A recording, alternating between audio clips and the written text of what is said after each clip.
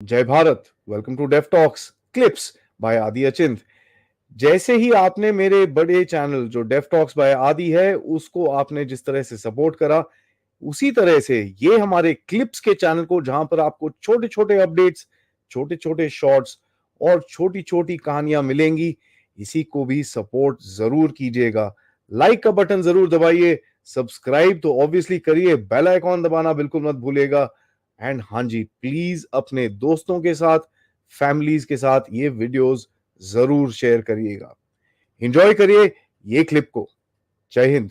तो सर ये बताओ sir, what's happening in Punjab? पहले ये जो इलेक्शन सिलेक्शन हुआ, पीपल एक्सपेक्टेड बहुत कुछ होगा, कुछ चेंज होएगा, कुछ होएगा, बट नथिंग हैपेंड। ਤੁਸੀਂ ਕਿਵੇਂ देखते हो? What's the but game on the you know, ground? मैं ये समझता हूँ आदि के जो हमने डिस्कस किया आपके साथ भी किया और तमाम चैनल्स के साथ, चाहे वो संजय दीक्षित जी हैं, ओंकार चौधरी जी हैं या और तमाम, मैंने एक बात कही थी कि BJP will perform its best ever, but it is advantage Congress in Punjab. और ये खदूर साहब और फरीदकोट के लिए मैंने पहले बोल दिया था, मैं you are in for a surprise. और मैं कहा don't be surprised if these two people win, and that exactly what has happened. और आप मुझे बता दो कि मतलब I am not a psephologist, I am an analyst. आपके पास जो जानकारी आती है, जो इंफॉर्मेशन आती है, you churn it and you come to a conclusion. And my conclusions मैंने आपको पहले बता दिए।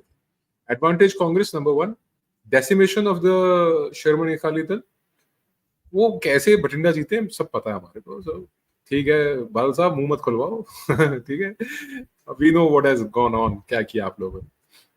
But nevertheless, and two let's say independents have won, अगर टू पुट इट नाइसली, ठीक है।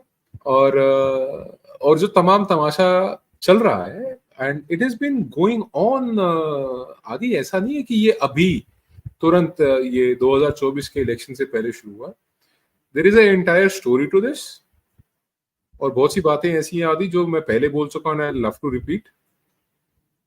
चाहे वो the number of seats eventually the prime minister has won, or the BJP has won rather, to be very precise, और जो तमाम चीजें हैं इसके पीछे, देखिए पंजाब में व्हेन यू आस्क क्या हो रहा है, सो लेट मी बड़े ब्रीफली ना आप उसको बिल्कुल संक्षेप में बताता हूं।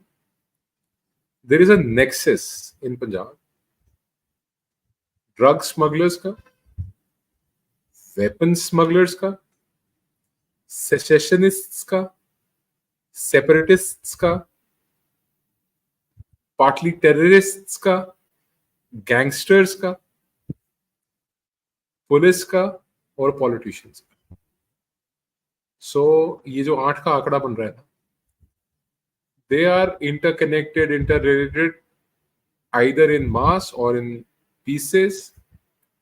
ये a border state like Punjab, a crucial border state like Punjab, which has been the first line of defense of this country or this great nation, हालांकि borders थोड़े से और वेस्ट को थे, इस स्टेट के अंदर जो environment, जो माहौल, जो हालात पैदा किए जा रहे हैं, they're not very encouraging, and I see troubled times ahead. I see troubled times ahead for the people of Punjab, for the people of India, if this is allowed to go on forever, and it's allowed to go on unchecked जैसा कि अभी तक चल रहा है। इसके पीछे there are several forces. कोई पैसे के लिए कर रहा है, कोई एजेंडा के लिए कर रहा है, कोई पावर के लिए कर रहा है, और जो इनको सपोर्ट कर रहे हैं बाहर से, there is again an evil axis outside of India who are trying to destabilize India, to weaken India, to bring India to its knees. Bharat को उसके घुटनों पर लाने का प्रयास किया जा रहा है ऐसी ताकतों के द्वारा। एंड अनफॉर्चुनेटली या फॉर्चुनेटली कह लीजिए कि अब चूंकि हमको पता है कि क्या हो रहा है, कहां से हो रहा है, if someone like you and me can sit and discuss कि what is going on and who is behind it, so I am sure the people who are responsible for protecting the integrity, the sovereignty, the borders, the stability of this country inside, and the environment to stabilize India outside. देखो दो चीजें बड़ी महत्वपूर्ण है। हम अलग अंदर है। से स्टेबल रहे, ये हमारे लिए जरूरी है। और बाहर वातावरण, भारत से बाहर वातावरण ऐसा रहे जिससे कि हम अंदर सुरक्षित। ये दोनों चीजों को देखने वाले जो लोग हैं, जो जिम्मेवार लोग हैं, रिस्पॉन्सिबल हैं, I hope, I wish, and I pray they already know what is going on. So there is this nexus between America, Europe तो आप ये मान के चलो कि एक्सटेंशन ऑफ अमेरिका ही है एक तरीके से, जी। Not all of the five eyes, जिसमें आपका USA, UK, Australia, New Zealand, Canada सारे आ गए। ISI and China are two others in this gang. So these people, ये लोग सब तमाम मिल के they are ganging up against India। और उसका जो रूट कॉज, जैसा हम अभी इनफॉर्मली डिस्कस कर रहे थे अभी, कि we know what is going on, हम देख रहे थे कि ये हो रहा है, पर ये क्यों हो रहा है? What is the motivation behind it? What is the reason behind it? The reason behind it, आप देखें कि पिछले ये जो तमाम वेस्ट हमारे खिलाफ हुआ, और मैं आपको बताता हूँ, you know what has happened in Vancouver?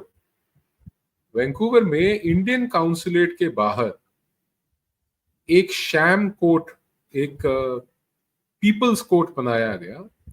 उस पीपल्स कोर्ट के अंदर, एक पिंजरे के अंदर मोदी साहब को कैद किया दिखाया गया। वहां पे उनके खिलाफ एक मुकदमा चलाया गया और उनको वहां पे फिर फांसी की सजा दी गई, उनको सजा सुनाई गई। और sham court, this is in Canada. ये एक वेस्ट की कंट्री में हो रहा है। और मैं, आपको याद होगा जब मैंने पहली बार ये शब्द इस्तेमाल किया था कि कनाडा पश्चिम का पाकिस्तान बनता जा रहा है, Canada is becoming the Pakistan of the west, तब लोग कह रहे थे अरे नहीं यार, यू आर बीइंग अलार्मिस्ट, और तुम ये और तुम वो। I have been proved right. Absolutely I have been correct. proved right not once but time and again. Every time come up with a analysis, it has been spot on. चाहे वो do channel जो है उनका, अजीत का, उसके साथ जो मेरा एक इंटरव्यू हुआ था 2022 के पंजाब इलेक्शंस के इमीडिएटली बाद, मैंने ये सब कुछ प्रेडिक्ट किया था जो आज हो रहा है। एंड आई सेड ये जो इन्वायरमेंट क्रिएट किया जा रहा है, इसमें सेपरेटिस्ट, सेसेशनिस्ट, खालिस्तानी आएंगे, चुनाव जीतेंगे, आप देखना ये होगा। And I said this Arvind Kejriwal is in cahoots, he's in the bed with the Khalistanis। मैंने कहा था, मैंने क्लियर, मैं आज भी कह रहा हूँ, he's in the bed with the Khalistanis। इनका धर्म, ईमान, सब पैसा है। They want money, they want power। तो अब जो वेस्ट का मोटिवेशन हुआ सडनली, और ये ऐसा नहीं है कि ये सेपरेटिज्म और सेसेशनिज्म सिर्फ कश्मीर और पंजाब में, they are experimenting with it, they are toying with the idea in Kerala, in Tamil Nadu, in Bengal, in Manipur. They are toying with this idea in all corners of country, north, west, south, east. छोड़ा क्या है? छोड़ा क्या है? They're trying it everywhere.